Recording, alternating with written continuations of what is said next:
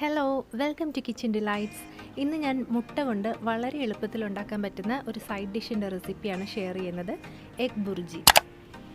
ചോറിൻ്റെ കൂടെയും ചപ്പാത്തിയുടെ കൂടെയും ബ്രെഡിൻ്റെ കൂടെയൊക്കെ നമുക്കിതൊരു സൈഡ് ഡിഷായിട്ട് കഴിക്കാം. ഇത് നോർത്ത് ഇന്ത്യയിലാണ് കൂടുതൽ പോപ്പുലർ ആയിട്ടുള്ളത്. അപ്പോൾ നമുക്കിത് എങ്ങനെയാണ് ഉണ്ടാക്കുന്നതെന്ന് നോക്കാം. അതിന് വേണ്ടിയിട്ട് ആദ്യം തന്നെ ഞാനൊരു ചീനിച്ചട്ടി ചൂടാവാനായിട്ട് വെച്ചിട്ടുണ്ട്. അതിലേക്ക് ഒരു 2-3 ടേബിൾ സ്പൂൺ വെജിറ്റബിൾ ഓയിലാണ് ഒഴിച്ചു കൊടുക്കുന്നത്. ഇനി അതിലേക്ക് മീഡിയം സൈസുള്ള 2 സവോള നല്ല ഫൈനായിട്ട് ചോപ്പ് ചെയ്തതാണ് ചേർത്ത് കൊടുക്കുന്നത്. അതിൻ്റെ കൂടെ തന്നെ ഒരു വലിയ പച്ചമുളക് ചെറുതായിട്ട് അരിഞ്ഞതും 1 ടേബിൾ സ്പൂൺ ഇഞ്ചി വളരെ ചെറുതായിട്ട് അരിഞ്ഞതുമാണ് ചേർത്ത് കൊടുത്തത്. സവോളയൊക്കെ പെട്ടെന്നൊന്ന് കുക്കാവാൻ വേണ്ടിയിട്ട് കുറച്ച് ഉപ്പും കൂടെ നമുക്കിതിലേക്ക് ചേർത്ത് കൊടുക്കാം. ഇതിൽ നമ്മൾ ചേർത്തിരിക്കുന്ന ഇഞ്ചി വളരെ ചെറുതായിട്ട് തന്നെ അരിയാനായിട്ട് ശ്രദ്ധിക്കുക, ഇല്ലെങ്കിൽ ഇടയ്ക്ക് കടിക്കുമ്പോൾ ഒരു രസം ഉണ്ടാവില്ല. ഇനി ഇത് നന്നായിട്ടൊന്ന് ഇളക്കി കൊടുക്കുക. സവോളയൊക്കെ നല്ല സോഫ്റ്റ് ആവുന്നത് വരെ ഒന്ന് സോട്ട് ചെയ്ത് കൊടുക്കുക. സവോള റെഡി ആവുന്ന നേരം കൊണ്ട് നമുക്ക് മുട്ടയൊക്കെ ഒന്ന് ബീറ്റ് ചെയ്ത് വെക്കാം. ഞാനിവിടെ 4 മുട്ടയാണ് എടുത്തിരിക്കുന്നത്. മുട്ട നന്നായിട്ട് തന്നെ ഒന്ന് ബീറ്റ് ചെയ്യണം കേട്ടോ. ഒരു വിസ്ക് ഉപയോഗിക്കുവാണെങ്കിൽ നമുക്ക് വളരെ പെട്ടെന്ന് തന്നെ നന്നായിട്ട് പതപ്പിച്ചെടുക്കാൻ പറ്റും. അല്ലെങ്കിൽ ഒരു ഫോർക്കോ സ്പൂണോ എടുത്താലും മതി. പക്ഷേ അന്നേരം കുറച്ച് കൂടുതൽ സമയം എടുക്കുമെന്ന് മാത്രം. ഇത് നന്നായിട്ട് പതപ്പിച്ചെടുത്താൽ മാത്രമേ നമ്മുടെ എഗ് ബുർജി നല്ല സോഫ്റ്റായിട്ട് കിട്ടുള്ളൂ. ഇത് റെഡിയാകുമ്പോൾ നമുക്കിത് മാറ്റി വയ്ക്കാം. ഇതിലേക്ക് ഉപ്പൊന്നും ചേർത്തിട്ടില്ല കേട്ടോ. ഈ നേരം കൊണ്ട് നമ്മുടെ സവോളയൊക്കെ നല്ല സോഫ്റ്റായിട്ട് വന്നിട്ടുണ്ട്. ഇതൊരുപാട് ബ്രൗൺ കളർ ആവേണ്ട ആവശ്യമൊന്നുമില്ല. അപ്പോൾ അതിലേക്ക് നമുക്കൊരു 1/4 ടീസ്പൂൺ മഞ്ഞൾപ്പൊടിയും കൂടെ ചേർത്ത് മഞ്ഞൾപ്പൊടിയുടെ പച്ചമണം മാറുന്നത് വരെ ഒന്ന് ഇളക്കി കൊടുക്കാം. ഇനി ഇതിലേക്ക് 1 ടീസ്പൂൺ മല്ലിപ്പൊടി ചേർത്ത് കൊടുക്കാം. ഈ മല്ലിപ്പൊടിയും പച്ചമണം മാറുന്നത് വരെ ഒന്ന് ഇളക്കി കൊടുക്കാം. അടുത്തതായിട്ട് ഇതിലേക്ക് 1 ടീസ്പൂൺ മുളക് പൊടിയാണ് ചേർത്ത് കൊടുക്കുന്നത്. മുളക് പൊടി നമ്മുടെ എരിവിനനുസരിച്ച് നമുക്ക് ചേർക്കാവുന്നതാണ്. ഇതിലേക്ക് നേരത്തെ ഒരു പച്ചമുളകും കൂടെ ചേർത്തിട്ടുണ്ടായിരുന്നല്ലോ. ഈ മുളക് പൊടിയും പച്ചമണം മാറുന്നത് വരെ ഒന്ന് മൂപ്പിച്ചെടുക്കുക. അത് കഴിഞ്ഞാൽ നമുക്കിതിലേക്ക് മീഡിയം സൈസുള്ള 2 തക്കാളി ചെറുതായിട്ട് അരിഞ്ഞത് ചേർത്ത് കൊടുക്കാം.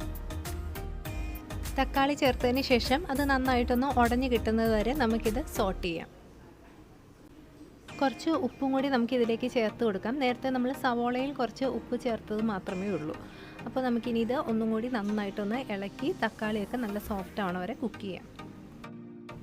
ഇപ്പോൾ നമ്മുടെ ടൊമാറ്റോ ഒക്കെ നന്നായിട്ട് വെന്തുടഞ്ഞിട്ടുണ്ട്. ആ സമയത്ത് നമുക്കിതിലേക്ക് 1 ടേബിൾ സ്പൂൺ ബട്ടർ ചേർത്ത് കൊടുക്കാം. 2 ടേബിൾ സ്പൂൺ വരെയൊക്കെ ചേർക്കാവുന്നതാണ്. ഇനി ബട്ടർ ഒന്ന് മെൽട്ടായി വരാൻ വേണ്ടിയിട്ട് ജസ്റ്റ് ഒന്ന് ഇളക്കി കൊടുക്കുക.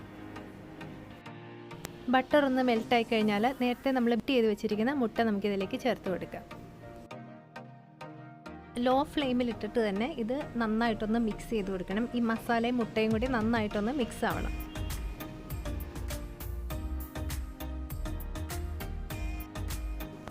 ഇപ്പോൾ ഇതൊരുവിധം നന്നായിട്ട് മിക്സ് ആയിട്ടുണ്ട്. ഇങ്ങനെ മിക്സ് ആയിക്കഴിഞ്ഞാൽ പിന്നെ നമുക്ക് ഫ്ലെയിം കൂട്ടി വെച്ചിട്ട് നമുക്കിത് ഡ്രൈ ആവുന്നത് വരെ ഇങ്ങനെ ചിക്കിയെടുക്കാം. വലിയ കഷ്ണങ്ങളായിട്ട് മുട്ട കിടക്കുന്നതാണ് ഇഷ്ടമെന്നുണ്ടെങ്കിൽ ഒരുപാടങ്ങ് ഇളക്കണ്ട. ചെറിയ കഷ്ണങ്ങളായിട്ട് വേണമെന്നുണ്ടെങ്കിൽ നന്നായിട്ട് ഇളക്കിയെടുക്കുക. അതേപോലെ ഇനി ഇത് എത്ര സമയം കുക്ക് ചെയ്യണം എന്നുള്ളത് നിങ്ങൾക്ക് തീരുമാനിക്കാവുന്നതാണ്. ഒരുപാട് ഡ്രൈ ആയിട്ട് വേണമെന്നുണ്ടെങ്കിൽ കൂടുതൽ സമയം ഇളക്കി കൊടുക്കണം. അത്ര ഡ്രൈ ആയിട്ട് വേണ്ട, കുറച്ച് വെറ്റായിട്ടിരിക്കണം എന്നുണ്ടെങ്കിൽ കുറച്ച് സമയം ഇളക്കി കൊടുത്താൽ മതി.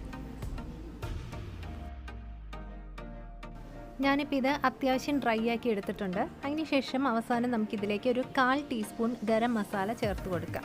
നോർത്ത് ഇന്ത്യയിലാണെന്നുണ്ടെങ്കിൽ ഗരം മസാലയ്ക്ക് പകരം പാവ് ഭാജി മസാലയാണ് അവിടെ യൂസ് ചെയ്യുന്നത്. അത് വേറൊരു ഫ്ലേവറാണ്. പാവ് ഭാജി മസാലയാണ് യൂസ് ചെയ്യുന്നതെന്നുണ്ടെങ്കിൽ 1 ടീസ്പൂൺ വരെ ആഡ് ചെയ്യാവുന്നതാണ്. ഗരം മസാല ചേർത്തതിന് ശേഷം നന്നായിട്ട് ഇളക്കി കൊടുക്കുക. അതിനുശേഷം നമുക്കിതിൻ്റെ ഉപ്പൊക്കെ നോക്കിയിട്ട് ആവശ്യമുണ്ടെന്ന് തോന്നുവാണെങ്കിൽ കൂടുതൽ ഉപ്പ് ചേർത്ത് കൊടുക്കാം. ആദ്യമേ തന്നെ ഒരുപാട് ഉപ്പ് ചേർക്കരുത്. ഇതിന് ഒരുപാട് ഉപ്പിൻ്റെ ആവശ്യമില്ല.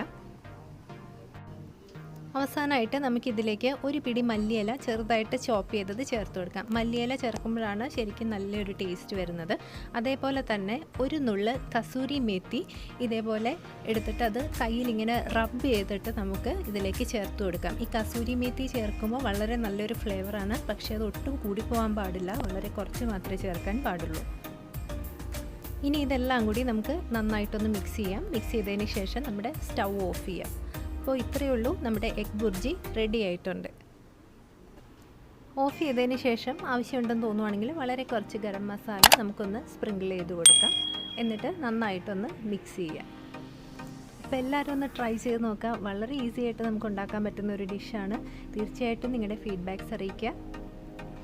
ഈ വീഡിയോ നിങ്ങൾക്ക് ഇഷ്ടപ്പെട്ടു എന്നുണ്ടെങ്കിൽ ഒന്ന് ലൈക്ക് ചെയ്യുക, സബ്സ്ക്രൈബ് ചെയ്യുക.